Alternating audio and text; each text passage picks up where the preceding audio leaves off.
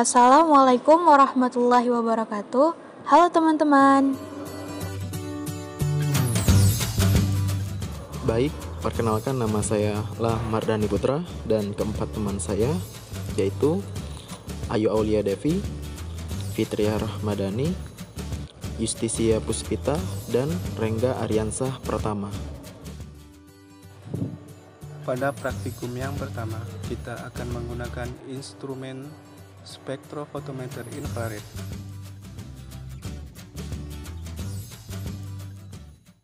Dengan menguji sampel padatan yaitu paracetamol dan sampel cair yaitu minuman Floridina. Pada tahap pertama yaitu preparasi sampel. Tablet paracetamol ditumbuk hingga berbentuk serbuk halus menggunakan mortar dan alu. Sampel kedua yaitu Floridina bisa langsung kita tuangkan ke dalam gelas kimia ukuran 100 ml. Tuangkan secukupnya karena pada praktikum ini tidak dibutuhkan banyak sampel.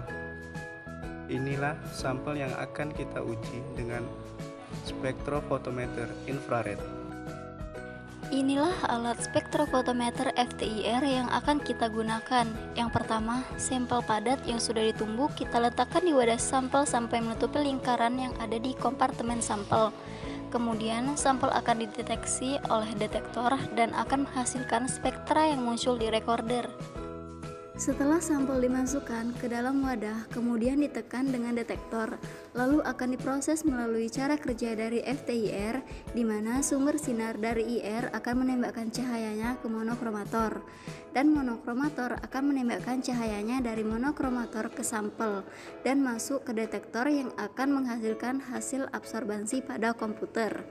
Kemudian, sambil menunggu hasil absorbansi, kita tunggu loading terlebih dahulu untuk menghasilkan hasil absorbansi.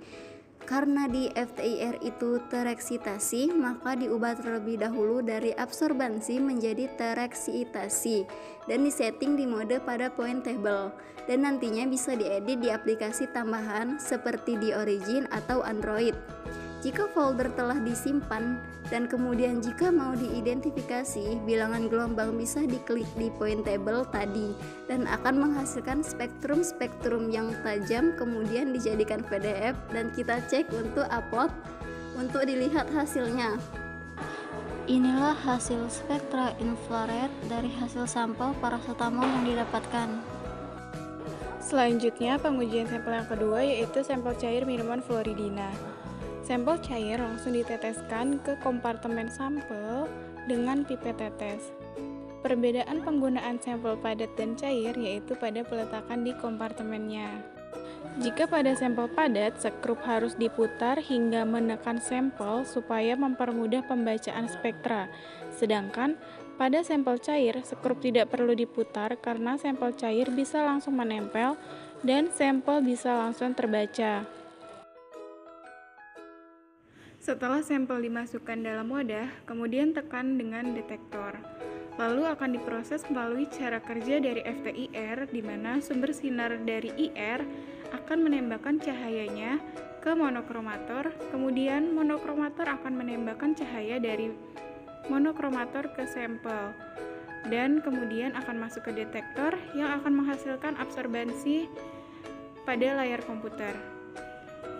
Sambil menunggu hasil absorbansi, kita menunggu loading terlebih dahulu untuk menghasilkan spektra absorbansi pada layar.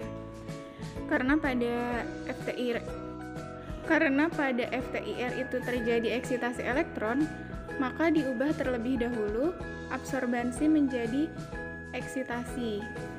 Disetting di mode pada point table, kemudian bisa kita edit di aplikasi tambahan seperti di Origin atau Android.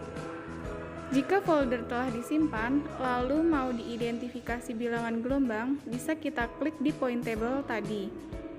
Maka akan muncul spektrum-spektrum yang tajam, lalu kita jadikan PDF untuk di-upload dan bisa dilihat filenya. Inilah hasil spektra infrared sampel cair Floridina.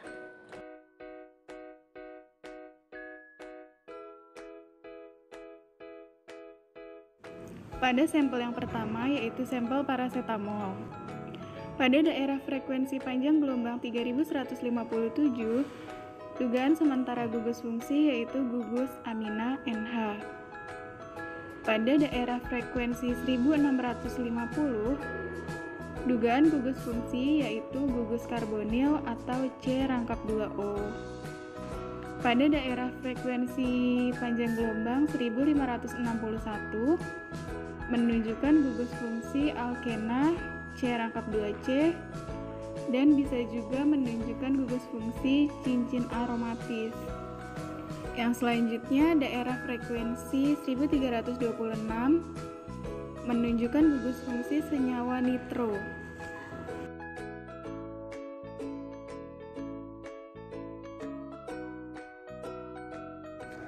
Pada sampel yang kedua adalah sampel fluoridina, yaitu pada daerah frekuensi 3296,72. Diduga gugus fungsinya adalah gugus fungsi alkohol, ikatan hidrogen, fenol atau gugus OH. Dan pada daerah frekuensi yang kedua yaitu 1635,34. Diduga gugus fungsi yang didapatkan adalah gugus fungsi alkena C-2C.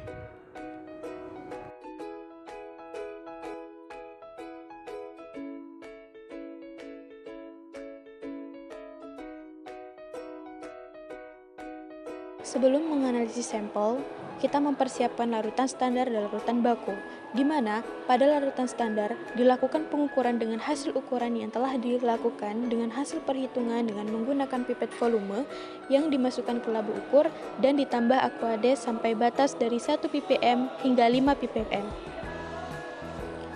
Pada larutan baku dilakukan penyaringan. Guna dari penyaringan adalah untuk menyaring pengotornya agar air yang tersaring adalah air murni dari sungai Musi tersebut. Berikut adalah penyaringannya.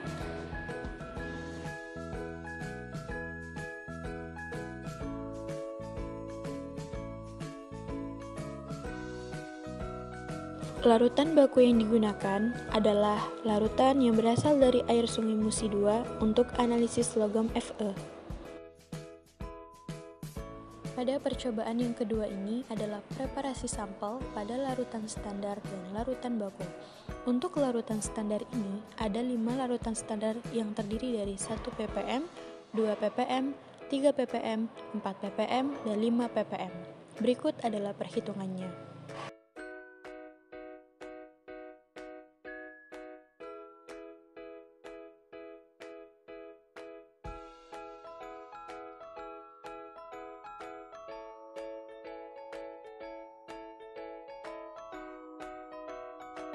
Selanjutnya, perlakuan terhadap instrumen.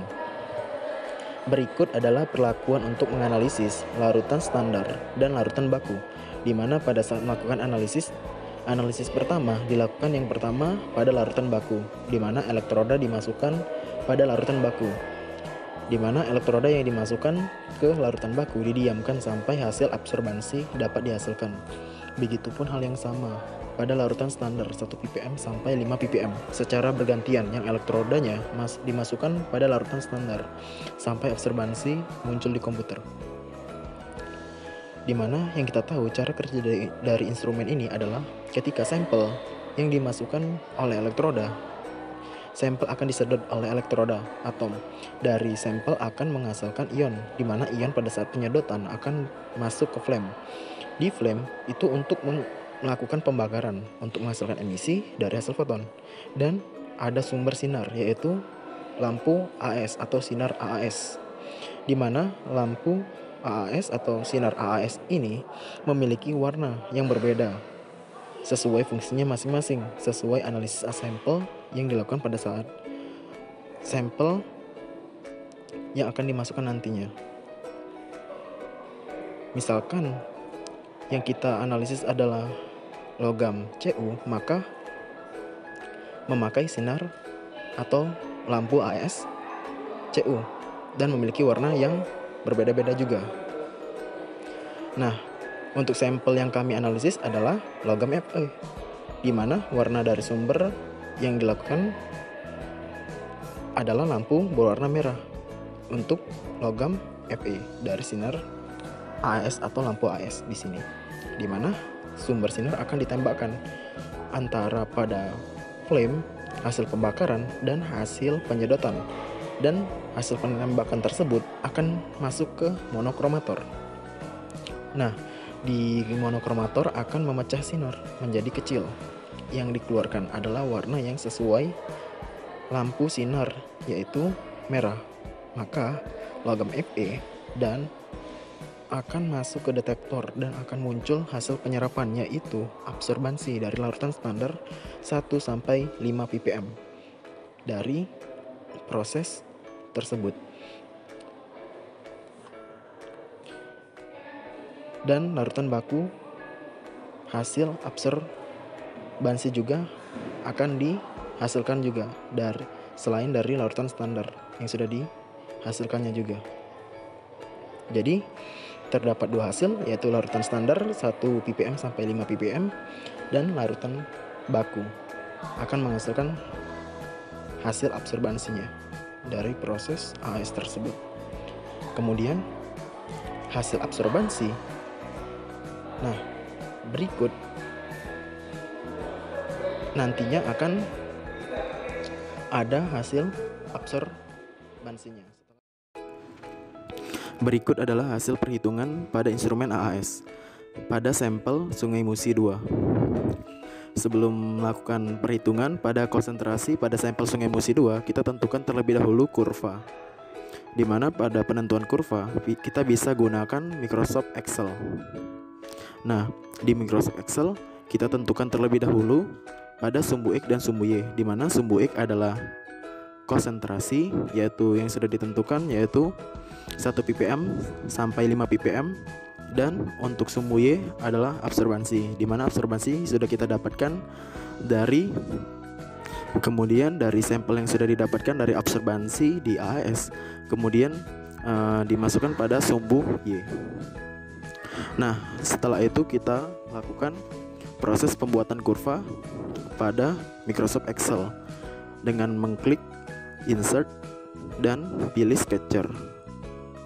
Nah, kemudian kita klik satu titik yang ada di kurva tersebut. Untuk kita selanjutnya klik trend line dan di bawah sekali pilih dua opsi, dan akan muncul persamaan dari kurva tersebut. Nah, kurva di sini persamaannya yaitu Y sama dengan 0,0733X ditambah 0,0155 dan regresinya sebesar 0,9871. Nah, dari penentuan ini didapatkan bisa kita lakukan perhitungan konsentrasi, di mana diketahui adalah regresi adalah 0,9871 dan persamaannya adalah 0,733X plus 0,0155, dan absorbansi sampel didapatkan yaitu 0,065. Nah, kemudian dimasukkan ke dalam persamaan Y sama dengan 0,0733X ditambah 0,0155, di mana Y adalah absorbansi sampel yaitu 0,065 sama dengan 0,0733X ditambah 0,0155. 0,065 dikurang 0,0155 sama dengan 0,0733X. 0 didapatkan yaitu 0,0495 sama dengan 0,0733X. X sama dengan 0,675 ppm. Jadi konsentrasi dari sampel Sungai Musi yaitu sebesar 0,675 ppm.